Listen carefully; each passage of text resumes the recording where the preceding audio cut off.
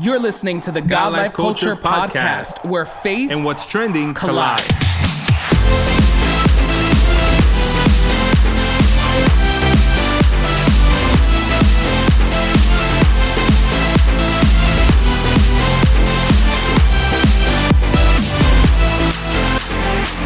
Welcome to the latest episode of the God Life Culture Podcast. This is Eddie. What's up, everyone? This is Miguel, and we are so thankful that you are tuned in for another episode of the God Life Culture Podcast. If this is your first time listening, we want to say welcome to the God Life Culture Podcast. And if you are a returning listener, welcome back. We are thankful that you come here week after week, right, for your new episodes, right? And now we are in the summer. Yeah. And like we announced a few weeks ago, we're going to be doing every other week. We'll be releasing a new episode. Yes. So definitely be on the lookout for that for our summer schedule. And today, like always, we have a good conversation, right? Yeah, hopefully. In the last few weeks, there has been a lot of talk, right, around Hillsong and Carl Lentz because of a new documentary that came out, right, that FX was doing, and it was like the Secrets of Hillsong, right? Yeah. And we're not really going to talk about the documentary like that or like give thoughts or anything like that, although I'm currently watching it. It's, it is what it is. Yeah. But there was a topic that was brought up a few times that I told you about, and I feel like it would be a really good conversation to have today. And it's the idea of volunteer church culture. Yes. Right? The idea that we as Christians, as believers, belong to a body in a church, right? And a lot of us volunteer our time. Yeah. And one of the things that kind of moved this conversation was in the documentary, a lot of the people speaking were individuals who were church volunteers and volunteered in different capacities at Hillsong Church and different, campuses. And they all had very negative experiences. Now, obviously, the documentary has an aim, it has a target, it has a goal. So all the people speaking are speaking, from negative kind of perspectives and point of views on the whole church culture. But there were a few things that were brought up that I think it's really good to talk about and reflect on. And a lot of these people, to my surprise, some of these volunteers that were at Hillsong Church, some of them didn't even have full-time jobs because they were volunteering at Hillsong Church. So it just opened a lot of conversation, a lot of thought in my mind about the idea of what does healthy volunteer church culture look like, and when does it start becoming unhealthy, and whose fault is it? The volunteer or the organization, corporation, church, whatever you want to call it, right? That is using and utilizing the volunteers. I think it's a very important conversation. I think that the majority of people that are in leadership or in some form, role, or capacity at a church is actually volunteer. I think that there are definitely churches that have, people on a payroll, they have salaries, they have it's a job. There are churches that are that well established that they can, everybody that's, you're in charge of this ministry or you're doing this function in the church, there is a payment that goes with that. But I think that in most churches, maybe talking a little out of turn, I think most churches, the majority of they may have some people on payroll, but the majority of the people that are in charge of certain groups or in certain leadership positions are volunteering. So the idea of volunteering in a church, I think we don't look at it as volunteering though.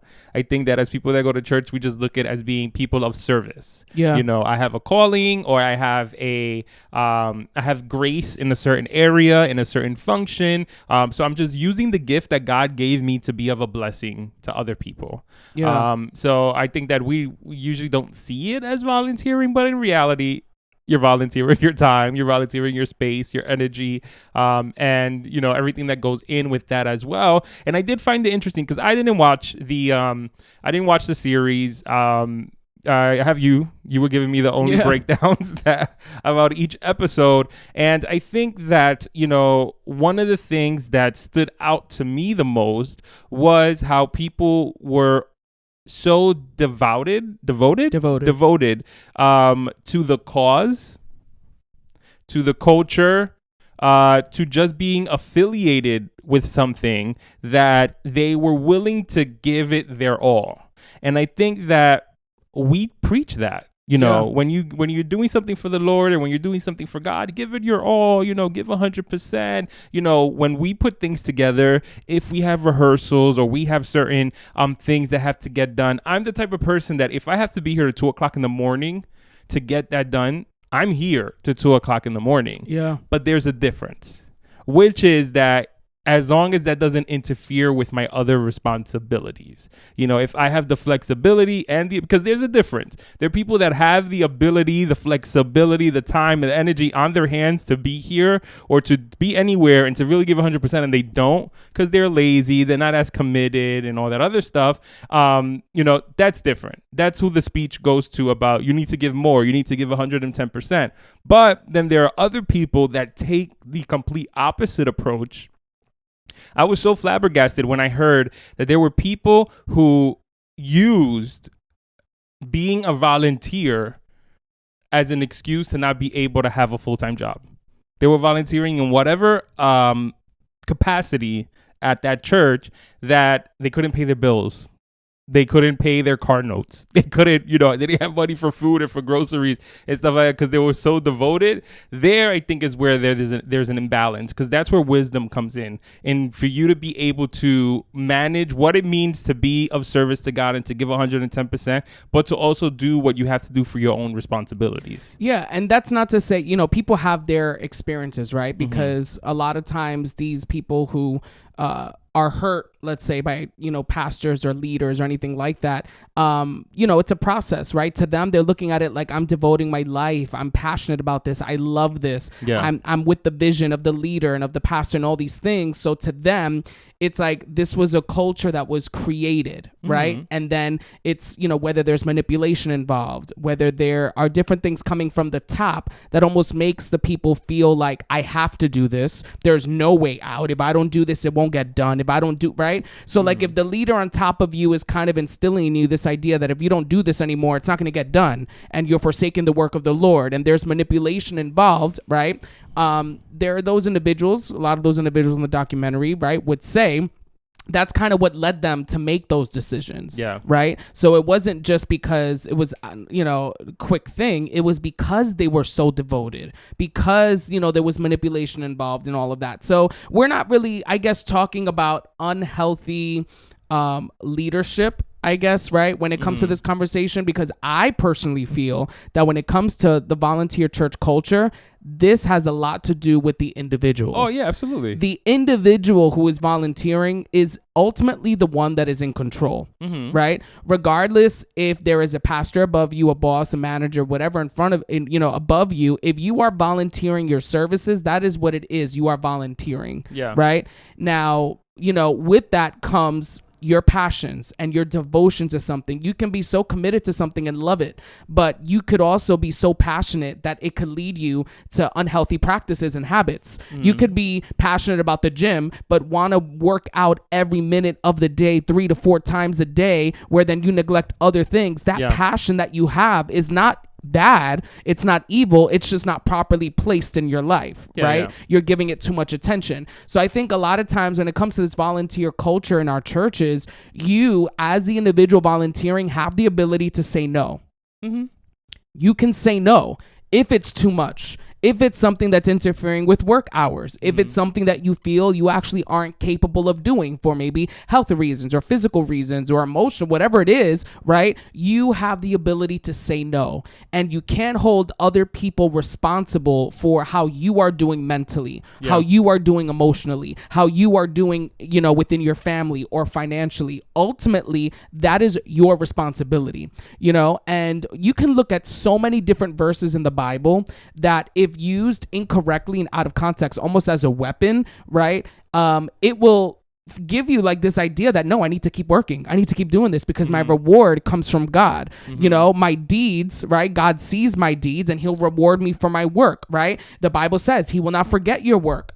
Right? So there's all these things. In the proper time, you will reap a harvest. That the Bible motivates you to keep moving forward. Those scriptures aren't to be used to kind of manipulate you, right? To then overwork yourself. Yeah. And that was the biggest thing that I, was just in listening to this and listening to the conversations and the people talking, where they were so devoted to the cause. They were so for the vision. They were so, and I mean, I would even dare say some of them idolizing this church and leadership, right? That they were willing to sacrifice whatever it was for the sake of the church. Yeah. And I honestly don't think that God appreciates that. God, values that when you are neglecting your life, neglecting your health, neglecting your family, your finances, your ability to provide for your family because you are volunteering at a church. I think there are certain things that need to be reflected and thought about, and some wisdom that needs to take place there for sure. No, yeah, absolutely. And it's like a taboo conversation to have because, in one part, you want people that are listening to be wise enough to understand that we're not telling you that you shouldn't give 110%, because I feel like there's people that will use that as an excuse. Well, you know what? I'm just going to quit everything and focus on me and my family. But it's the positioning of the heart. If you're doing that and you're taking that for the simple purpose of you're just fed up, you don't want to do anything no more, so then you're using the excuse that you need to work on yourself, God sees that. 100%. God sees that. So you may look like, you're doing something for your own mental health and your own mental whatever. And that's not the case. But then there are people that do need to take a step back. There are two people, I look at in my walk, in my many years, serving the Lord, I have seen and heard of a lot of people that have gone way too above and beyond. You have the group of people who are so devoted or so committed to their church community, their church culture, that they neglect their family. They're not present for any family events. They're not there for when the family needs them. They're not available, just to simply be present in their family. And, and it's not because it's a toxic family. It's not because it's a family that judges them for going to church. It's just simply they're so enraptured in that they neglect the family. And I think that is such an erroneous thing to do, because if you are someone who is supposed to be this light on the earth, do not be someone that then is not present to be of impact to your family. Absolutely. You have the people who are, parents who are just so committed to their church. They're there Monday, Tuesday, Wednesday, Thursday, Friday, Saturday, Sunday. They open, they close, they do all this other stuff, and are not present for their kids' activities. They have no idea how things are going on in school for their kids. Their kid just had an award ceremony. They couldn't go because they had to go pray for someone, or they had to go volunteer at the soup kitchen, or they had to be there for the food pantry, or whatever. And it's like you're neglecting a child who is looking at you and is saying, man, you love God so much. Why don't you love me at all? And then you have, there's so many different levels to this. And then, for the young people that are out there, that have the time, that have the space, that have the energy, you also have to be self-aware enough to understand that the idea of being so involved in church is beautiful. The idea of being so in it that you're working on this and you're helping here and you're doing this and you're doing that. But is it at the expense of your career? Is it at the expense of your future? You quit school, you stop, educating yourself, you stop doing things that are healthy for your mental health, for your regular health, at all, just your overall health. And you're like, no, I just got to be, church committed. That's an obsession. Are you really doing it? And this is where I say it's a matter of the heart. Because are you doing it because I just have such a fire for the Lord? I have such a fire that I just have to give him 110%.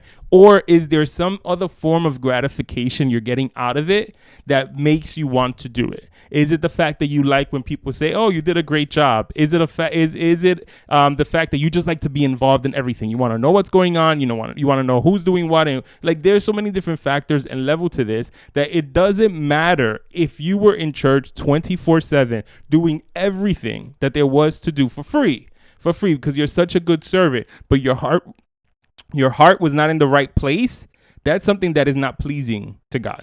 Yeah, that's why I'd say that ultimately it is the person volunteering who has the responsibility to make sure that, like you said, all of those areas in their life are, in its proper place, and they are devoting the proper time, to all of those places. At the end of the day, we as Christians and individuals, we have different spheres of influence, right? And different spheres of responsibility that we have, whether it's our work life, church life, home life, marriage, children. So there's so many different areas, just ourselves, right? As individuals, not as a family unit or in a marriage, but you by yourself, right? A lot of times it's easy to go into overdrive, to not confront certain things, or easy to go into overdrive and stay busy to not address certain things that you may be feeling, right?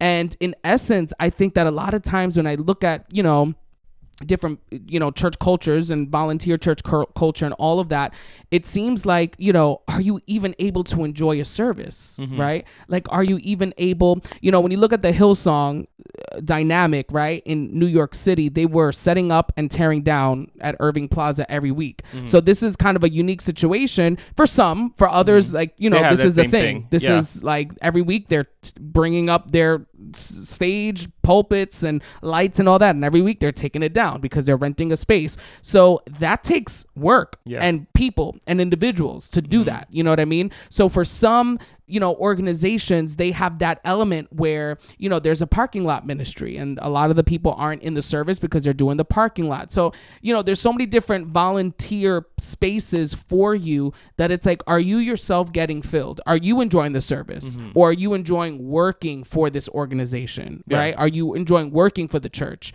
And, I question that idea for some of these individuals who, were speaking, where it's like, were you ever like in the service? Did you ever take some time to actually enjoy the leadership that was in that house, or hear the word, or hear the worship, and be involved, regardless of whatever, situations arose out of that specific congregation and in that church and under that leadership? But in general, in our churches, are we so busy working and doing things, right, that we don't actually enjoy the time that we're there and that we're present? So I think it's important, if you're an individual like me, right, it's like the work never stops in my head, right, where I have to make the conscious effort to stop, right, and not keep thinking, or not keep doing, or not keep, getting myself involved in certain things to help or serve, right, where I had to learn and kind of be mindful and be like, okay, I can't take on all of these things. There are some things I don't even want to know about, because it's just, the mental bandwidth that I would need to have to address that. It's not in my, it's not in my circle. It's not my thing right now. It's not something that it's within my realm. You know what I mean? So you also have to know when it's your responsibility to take care of something, or when there are people in place that's really their job. That's really your job to do. And as much as maybe you may not be doing it, or it may not be as effective, or all these different things, right, I need to recognize what I'm able to do and what I'm actually responsible for. This is what I'm responsible for. This is my circle of influence. This is my sphere of influence. This is the realm that God has given me. This is what I need to maintain and care for. Now, anything outside of that, I can help you. But now when I'm overexerting myself and overworking myself, where now the things that I'm actually responsible for are being neglected and are suffering, there's a problem. And I need to stop. When I'm doing all of these different things, and yet I haven't really sat down to pray or read my Bible in a very long time, that's a problem, right? But I'm serving every week. I'm doing this. I'm in the parking lot ministry. I'm in the welcome ministry. I'm in the soup kitchen. I'm always volunteering. But now, am I taking care of myself? Physically, mentally, spiritually, emotionally. Yeah, no, I agree with everything, because I feel like there are responsibilities or positions where it's very easy for you to disconnect from the service.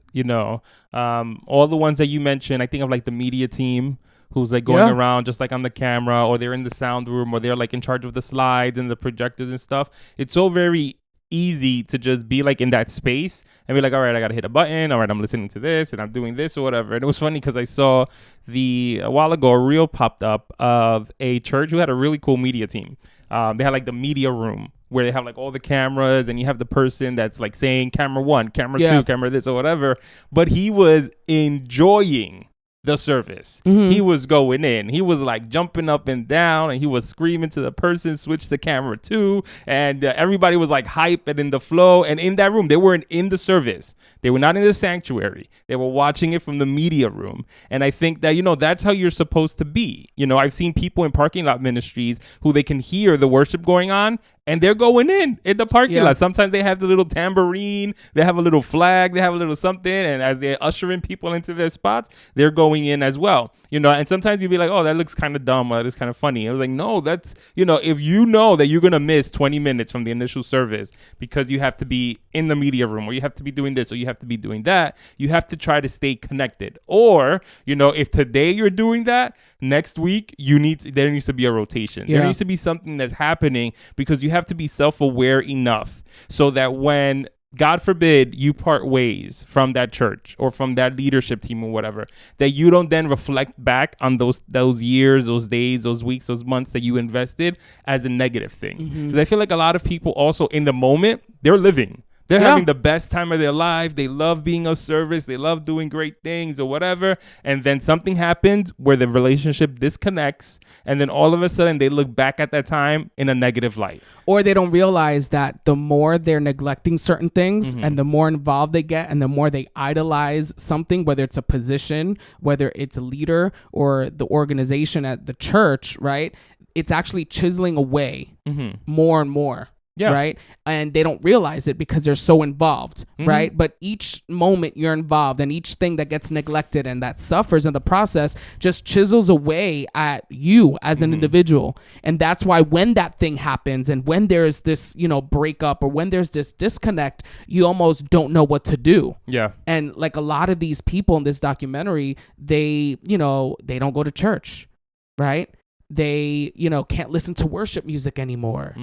Right. And it's like, again, people have their own stories and their own church hurt experiences. Right. Yeah. But, the idolization of a ministry, the idolization of a position, the idolization of a leader, of a pastor is very dangerous. When that individual becomes my idol, it replaces who God is. It replaces the authority that God has in my life, the power that God has in my life. I no longer look for God's approval. I'm looking for man's approval. I'm looking for the approval of a leader, of an organization. I need acceptance. I need validation from them.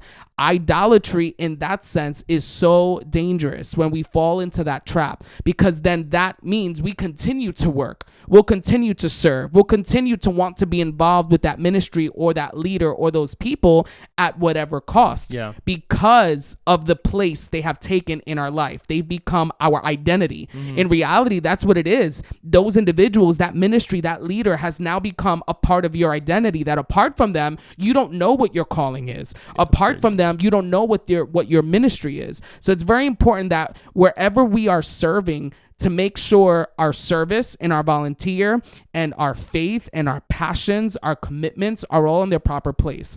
One of the things that really bothered me with the documentary, out of many things, but one of the things is the idea that I don't want this to be where this is now what church is like. So all individuals who are serving in our churches, this is what it is. This is the volunteer church culture. You're being overworked. You're not being paid. They're using you. They're abusing you. They're leaving you out there to dry. They're not listening to you, because that's also not the case in a lot of our churches, right? There are churches out there where I'm sure you're not listened to. They give you more and more and more. They don't care about you. You ask to take a break. You ask to rest. They don't care, right? But there are individuals and churches and organizations out there that value your health and that value what you do. Because to be honest, we wouldn't be here if it wasn't for volunteering at church, right? We wouldn't have this room, this equipment, if it wasn't for volunteering at church. You know what I mean? Because we've put in time and we've put in efforts, we've put in energy, we've put in we've sacrificed and we've done certain things, right? Where we've volunteered in our churches. Have we always gotten it right and have always been the most healthy? No. You live, you learn, and you correct. You know what I mean? But a lot of us wouldn't have some of the abilities I think that we have, or the development of certain gifts in our lives, if it hadn't been for the thing at your church that you volunteered at. The time you were asked to sing, the time you were asked to teach, the time you were asked to help in the media team, the time you were asked to speak to a Sunday school class, right? And then from that moment, you realize, hey, I love working with kids. I think this is what I want to do. I'm going to school for teaching. You know what I mean? Think back to moments, growing up or in your life where volunteering at your church was actually a positive thing that taught you something and propelled you to a certain place. So I think it's easy to look at it, right, as this is all encompassing for churches, right? And it's a dangerous thought, right, to have. Because at the end of the day, there are good churches out there, and that's not a whole representation of what church is. Yes. Listen, there's so many different directions we can go with. I think, first of all, volunteering is beautiful. It creates opportunities for people to exercise their gifts. It creates opportunities for fellowship. It creates opportunities for people to gain experiences that they would have not gained anywhere else. And those are things that are applicable to your resume. You're on the media team or whatever. That's something you put on your resume. I do this, I do sound, I do whatever. Those are all great opportunities. It creates fellowship. It creates groups. It creates dynamics. It creates a space for people that are lonely, that maybe don't have that many friends to be like, I'm going to go ahead and volunteer in X ministry. And then they come out with friends from that as well. So volunteering is great. Volunteering is beautiful. This is not a bash on volunteering ministry. I will say that because, I feel like we have made it very clear that it is your responsibility to maintain a balance in your life of making sure that you're not overexerting yourself to a place that is unhealthy, and that blame goes on you. Because if you find yourself in that place, you kind of position yourself in that area. So you got to kind of rework that. But, we can't be oblivious to the fact that there are people who do use their positions to manipulate other people into feeling bad about wanting to take time off or wanting to give a little space or wanting to delegate so they're not doing as much. And when situations like that come up, I think it's very important for you to be honest and confront that. Yeah, that's your responsibility. That's exactly what we're talking about. That moment, your responsibility. Yes. Say something. Yes. And if you don't find yourself getting through to this person, then find another leader that you can trust to then be like, all right, we're going to have to come with me to speak to this person, because I'm having X, Y, and Z problem with them. And I just want, because sometimes it's just that people don't know better. Maybe that individual grew up in a church culture where they were manipulated in that way. No, you can't give up because, God sees everything. No, you can't give. You got to keep going. You're so close, whatever. And then that's what their training was. They didn't know any better. So they need someone to go and point it out to them and be like, listen, that when you say things like that, it comes off very manipulative. When you say things like that, it comes off very insensitive. When there's people that need to have that. We talk about it all the time. People need tough conversations. You need to put people in their place, but also enlighten them to see that where they're positioning themselves is in a place that is wrong. So give them the opportunity to fix it. Give them the opportunity to correct their path. If they're under leadership, then you give them the opportunity to fix it. They don't fix it. You go to the leadership above them to address it, giving that leadership the opportunity to address it. If that leadership doesn't address it and you've already gone to the pinnacle of the top that you're supposed to do, then this is where you pray about, Lord, I need a way out. Yeah. God, I need a way out. I tried it. I spoke to the person. God will give you that way out. Oh, yes, absolutely. Yeah. Absolutely. But I feel like that there are steps. Yeah. There are steps that have to happen. You have to speak to certain people. You got to speak to the people above them. You got to get everybody that needs to be involved before you decide to be like, well, I'm just going to head out. And don't wait. Because that's the thing. I feel like we feel certain things and we're going through certain things and we wait till we can't anymore. So then we go and, our initial conversation may not work out, or it may not be we're kind of not heard all the way, or they didn't fully understand, or they're like, okay, maybe in 2 months, like we need to find someone to replace you. And you're at the point where you can't go another minute, right? Now it's like, that was also your fault. Why did you wait this long for it to get to this place in your life? You know what I mean? So I think it's important for you to recognize, okay, I'm starting to get tired. Like I'm starting to feel overworked. I'm starting to now snap at people, and I'm starting to not enjoy what I once enjoyed. Let me take a minute and figure out, is it me? Am I giving too much? Are they requiring too much of me? Are the expectations too high? Right? And I'm not talking about excellence, right? Like, no, you should be excellent. If there are expectations and standards, meet them. But it's like, now, when it's unhealthy, when it's above and beyond, right? When you are, getting kind of stretched out thin, where you need to really sit back and think about that. And now speak up in that moment. If it's something out of your control, speak up. Don't wait for it to get to the point where you can't go another minute. Because then again, you're already too late. you know, at that point, it's like you're already feeling all the emotions, all the feelings. You already made all the mistakes. Yeah, but it's too late, but still do it. I mean, of course, still do it. But I'm sure you've already made several mistakes. I'm sure you've already lashed out at certain people. I'm sure your family feels neglected, you know? And don't wait till that point where it's like it explodes. Yeah. When you start getting those red flags, when those, you know, warning signs, your body lets you know. You know what I mean? Your spirit, God lets you know when it's like, yo, something's happening. You need to take a step back and think about it, you know? And even if it is like, I'm currently doing that, right? In the sense of taking time away, you know, in the birth of our baby and all of that, right? It's like I had to leave certain things in place and ready for the individuals who are kind of taking over those spots while I'm gone. That's my responsibility. So it's like I can't also just expect, okay, I need a 4-month break and y'all figure it out. You, right, the individual that's making that decision, you need to make sure things are put in place, right? That things are put in place, that there's a plan, that there's a structure to that decision. So I think, like you said, it's very layered because some people may hear this and just be like, yeah, I'm going to take a break and I'm going to go away and I'm going to go travel the world. And, you know, you drop your responsibilities. This isn't about quitting, right? This is when you realize that, yes, you are volunteering. Yes, your reward comes from God. Yes, you are serving, right? Because ultimately this is service unto God, not unto man. You need to make sure that it is done in the most healthy way possible. Yeah, and I think that it's also another subject we've spoken about before is the idea that it is also the church leadership's responsibility to make sure that the volunteers feel appreciated. Yeah. And honestly, it goes above just saying thank you. It goes above on a Sunday giving people shout outs. You know, I'm not saying buy them stuff. I don't know. You got to pray about that. Those are the things you got to pray about, because I think that each individual volunteer is different.